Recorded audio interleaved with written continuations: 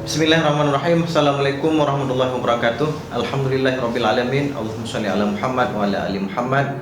Kama shallaita ala Ibrahim wa ala ali Ibrahim fil alamin innaka Hamidum Majid. Alhamdulillah, pada kesempatan yang singkat kali ini yang akan kita pelajari pada pertemuan ke-7 ini, maka kita akan mempelajari tentang geopolitik. Jadi, apa kabar semuanya para mahasiswa kami? Mudah-mudahan walaupun posisi belajar kita dalam kondisi daring, maka kita tidak putus asa juga dalam melaksanakan pembelajaran ini, namun kita tetap melaksanakan perkuliahan walaupun dengan kami berikan materi melalui e-learning ini. Mudah-mudahan para mahasiswa bisa mempelajari, kemudian melihat referensi-referensi yang kami berikan, sehingga nanti para mahasiswa bisa mengkaji kembali, kemudian mencari referensi terbaru sehingga bisa menguasai tentang masalah geopolitik. Baik para mahasiswa semuanya, apa pengertian geopolitik? Geopolitik itu berasal dari dua kata, yaitu kata geo dan politik. Maka membicarakan pengertian geopolitik tidak terlepas dari pembahasan mengenai masalah geografi dan politik, atau istilahnya geo artinya bumi atau planet bumi. Kalau begitu, geopolitik, simak sama-sama para mahasiswa semuanya. Geopolitik adalah suatu studi yang mengkaji masalah-masalah geografi, sejarah dan ilmu sosial dengan merujuk kepada politik internasional. Geopolitik mengkaji makna strategis dan politik suatu wilayah geografi yang mencakup lokasi, luas serta sumber daya alam wilayah tersebut. Jadi para mahasiswa semuanya silakan dipelajari kembali, lihat referensinya tentang pengertian daripada geopolitik. Bagaimana wilayah sebagai ruang hidup? Maka di sini kita akan mempelajari bagaimana konsep geopolitik. Konsep geopolitik itu sesungguhnya adalah merupakan ilmu penyelenggaraan negara yang setiap kebijakannya dikaitkan dengan masalah-masalah geografi wilayah atau tempat tinggal suatu bangsa.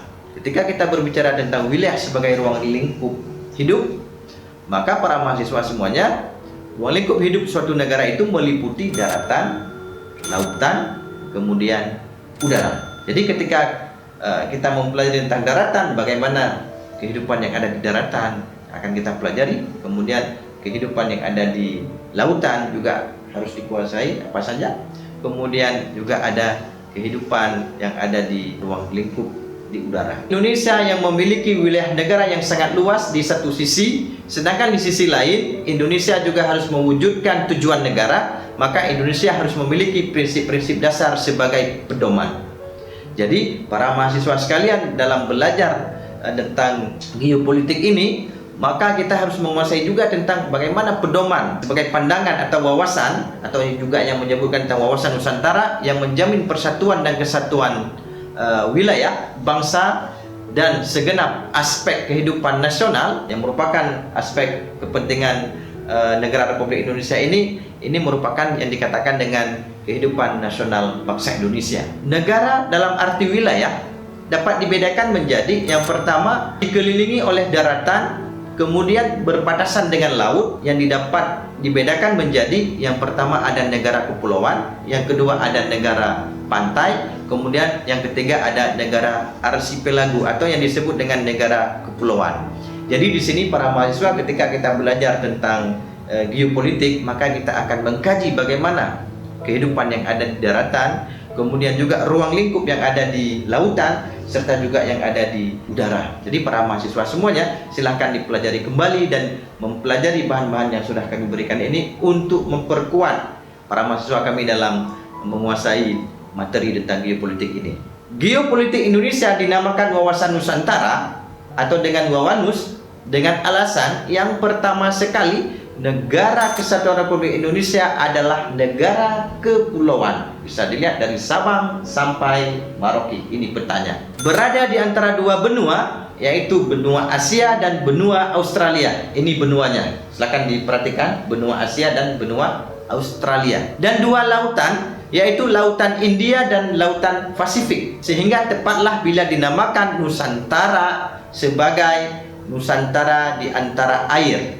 Di Indonesia ini terjadi dua benua, maka ada benua Asia dan benua Australia. Nah, para mahasiswa sekalian, kemudian yang menjadi keunikan lainnya negara kita ini adalah bahwa wilayah Nusantara berada di garis khatulistiwa dan diliwati oleh geostationary satellite orbit atau GSO. Nah, ini menjadi sebuah keunikan negara kita. Maka ketika kita lihat peta negara kita ini, memang nampak garis khatulistiwanya. Memang benar-benar alhamdulillah kita sampaikan negara kita Indonesia ini menjadi negara yang benar-benar dengan hasil alamnya yang melimpah bisa kita gunakan, sehingga sumber daya manusianya juga bisa digunakan untuk kepentingan negara, masyarakat, dan berbangsa dan bernegara. Kira-kira demikian. Wawasan Nusantara sebagai pandangan politik bangsa. Yang pertama, karena adanya latar belakang sehingga munculnya wawasan Nusantara, karena karakteristik wilayah Nusantara sebagai suatu wilayah negara yang berasaskan negara kepulauan.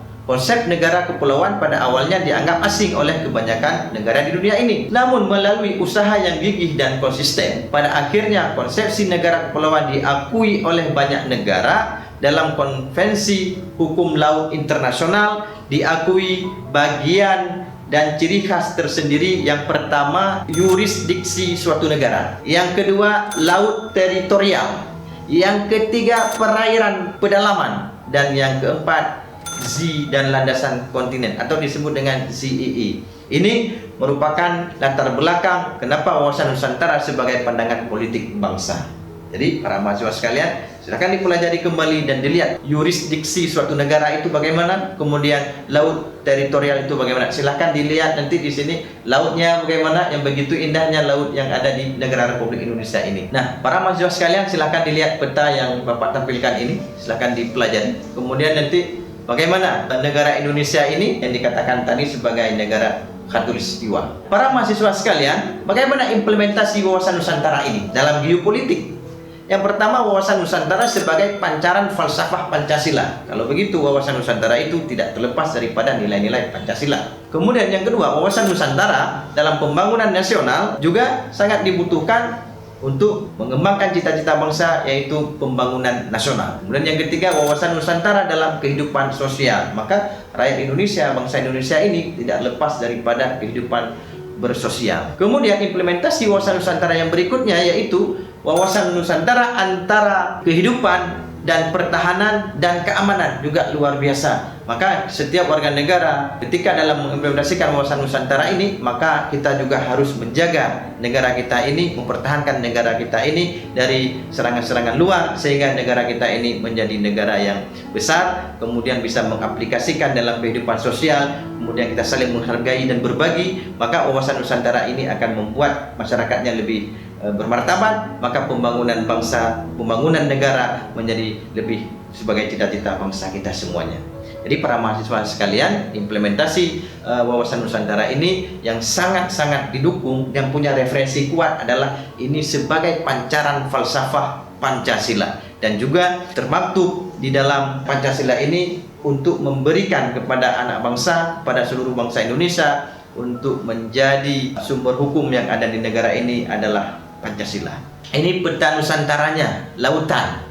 Nah, ini ada lautan yang dikatakan dengan wawasan Nusantara atau Wawanus. Nah, ini dari lautan bisa diperhatikan peta berikut ini. Contoh konkret implementasi wawasan Nusantara itu, yang pertama di bidang ideologi. Maka kalau ideologi, maka kita Indonesia adalah berideologi Pancasila. Kemudian di bidang ekonomi, kemudian ada bidang politik, kemudian ada bidang sosial dan budaya, kemudian yang terakhir di bidang pertahanan dan keamanan. Maka ini contoh konkret implementasi wawasan Nusantara. Jadi pada subbab geopolitik ini, para mahasiswa harus menguasai juga bagaimana yang dikatakan dengan contoh di bidang ideologi, kemudian bagaimana contoh di bidang ekonomi, kemudian bagaimana yang dikatakan dengan contoh dalam bidang politik, sosial, budaya, dan pertahanan dan keamanan. Para mahasiswa semuanya, harapan Bapak bisa mempelajari semua materi yang kami sampaikan ini dan mencari referensi terbaru, minimal referensi itu 10 tahun ke belakang. Jadi para mahasiswa, itu saja yang dapat Bapak sampaikan. Mudah-mudahan kita semua di pertemuan ke-7 ini bisa belajar secara maksimal, dan harapannya bahwa para mahasiswa ini bisa menguasai semua materi yang Bapak sampaikan, sehingga kita semua benar-benar menguasai tentang geopolitik ini. Demikian yang dapat kami sampaikan di pertemuan ketujuh. Mudah-mudahan kita bisa ketemu di pertemuan berikutnya, dan harapan kami mudah-mudahan para mahasiswa sehat walafiat semuanya, mudah-mudahan para mahasiswa bisa belajar secara maksimal. Demikian yang dapat kami sampaikan. Selamat belajar, selamat bertugas. Assalamualaikum warahmatullahi wabarakatuh.